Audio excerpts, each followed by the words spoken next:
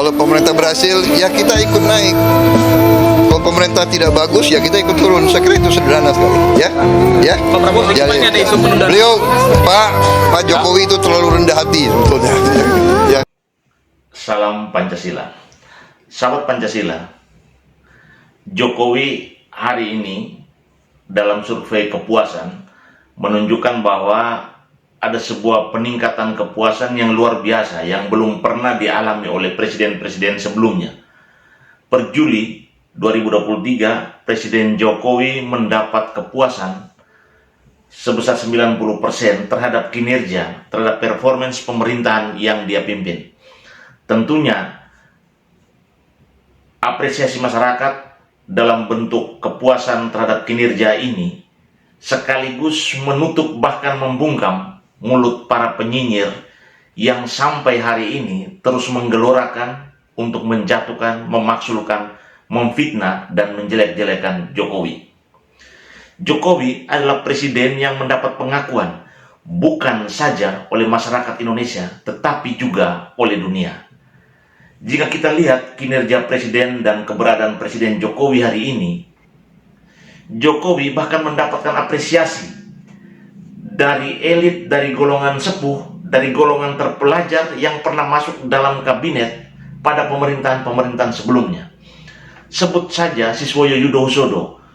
Beliau ini bahkan sampai menyatakan diri, mengundurkan diri dari Nasdem hanya karena Nasdem menentukan Anies Baswedan sebagai calon presidennya yang jelas-jelas berseberangan dengan cara pemikiran dan cara kerja Jokowi.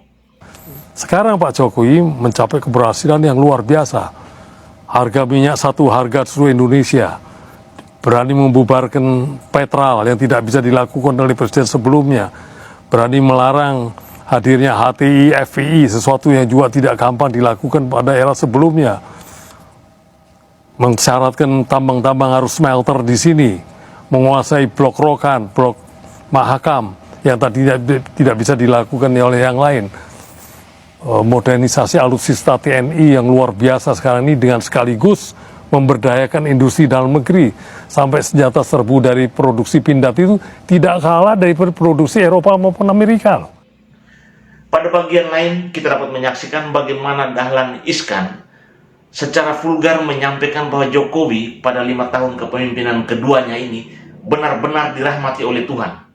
Periode pertama banyak yang meragukan, tetapi saya lihat periode kedua mengalami kemajuan yang sangat besar. Kemudian juga kebetulan kereta cepat jadi, dan IKN juga beliau ngototnya luar biasa.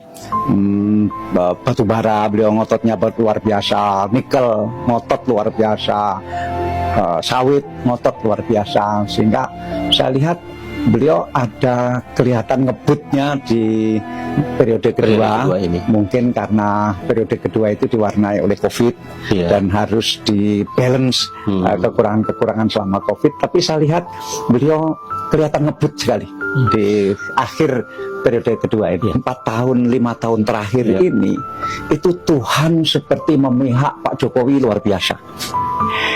Belum pernah 5 tahun berturut-turut tidak ada kemarau panjang. Ini kan campur tangan Tuhan. Sawit bagus sekali, batu bara luar biasa bagus, kemudian nikel bagus. Ini negara ini punya uang karena 3 hal ini. Nah, sementara jika kita lihat bagaimana pengakuan para menteri di era kabinet Jokowi ini, semuanya menyampaikan bahwa dalam kepemimpinan Jokowi mereka bukan saja bekerja dalam pakem-pakem formal, tetapi mereka juga bekerja out of the box. Kalau pemerintah berhasil, ya kita ikut naik. Kalau pemerintah tidak bagus, ya kita ikut turun. Saya kira itu sederhana sekali. Ya. Pak Prabowo, ada isu penundaan. Beliau, Pak Jokowi itu terlalu rendah hati sebetulnya. Unusual. luar biasa. Indonesia maju. Orang biasa tapi mengerjakan hal-hal yang luar biasa. Kan saya sudah bilang. Ampun gitu Pak. Ya ampun gitu. Ambil sepedanya. Konkret. Kanan ke kiri. Kiri ke kanan. Beliau sudah begini, salah. Kiri ke kanan kayaknya. Dari kiri ke kanan. Dari kiri ke kanan. Dari kanan ke kiri. Slang. Metallica. Metallica.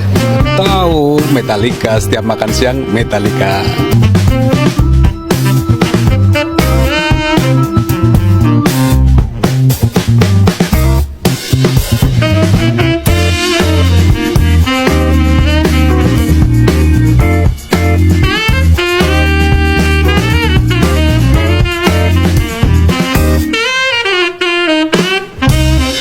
Mungkin dalam 5 tahun ini kita baru bertemu agak santai mungkin hari ini.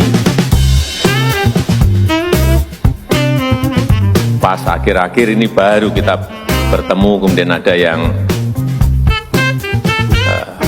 nyanyi. Biasanya setiap kita bertemu isinya kalau nggak rapat paripurna. Saya juga mohon maaf, sering Bapak Ibu semuanya saya ganggu tengah malam. Saya kira saya nggak sekali, 2 kali telepon tengah malam ke Pak Tito, telepon tengah malam ke Panglima TNI, ke Kabin, atau ke Menteri. Bu Menteri Keuangan mungkin tengah malam pernah saya telepon. Bu Menteri Retno Marsudi tengah malam pernah saya telepon. Pak Basuki juga sama. Saya kira, ya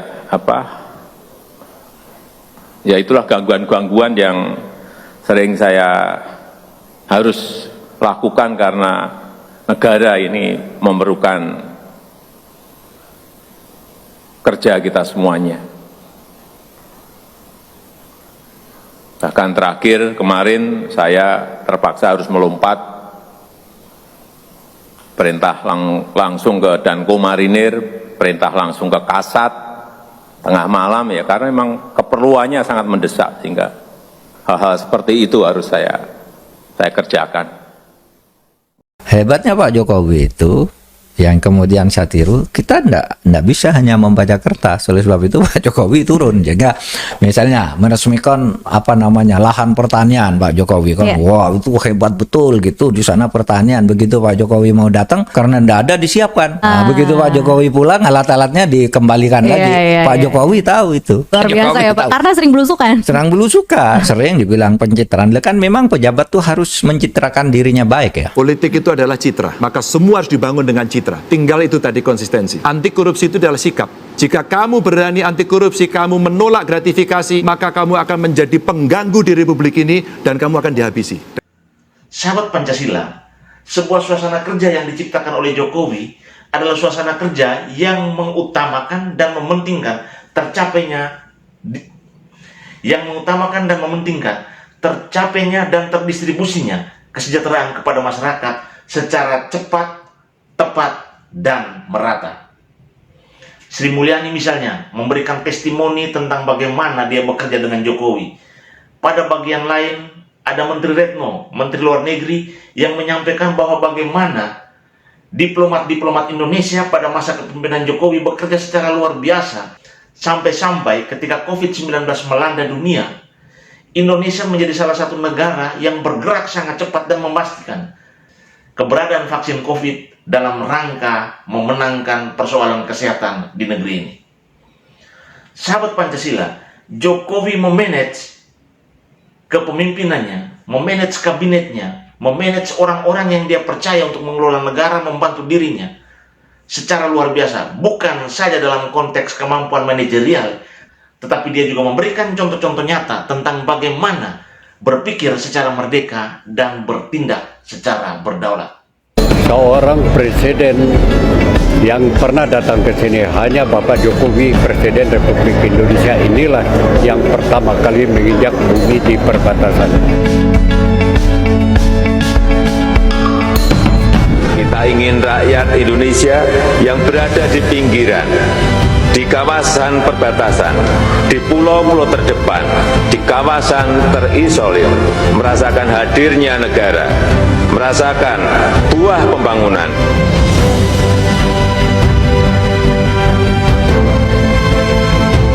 Kita ingin rakyat di perbatasan bisa memiliki rasa bangga pada tanah airnya karena kawasan perbatasan telah dibangun menjadi beranda terdepan dari Republik kita.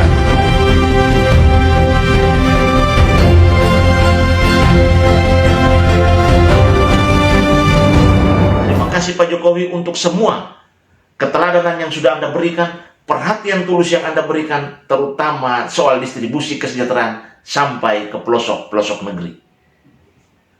Selamat memasuki masa-masa akhir purna tugas dengan tetap menjaga agar konsistensi dan komitmen pembangunan ini jangan sampai diputar ulang dan dimulai dari nol.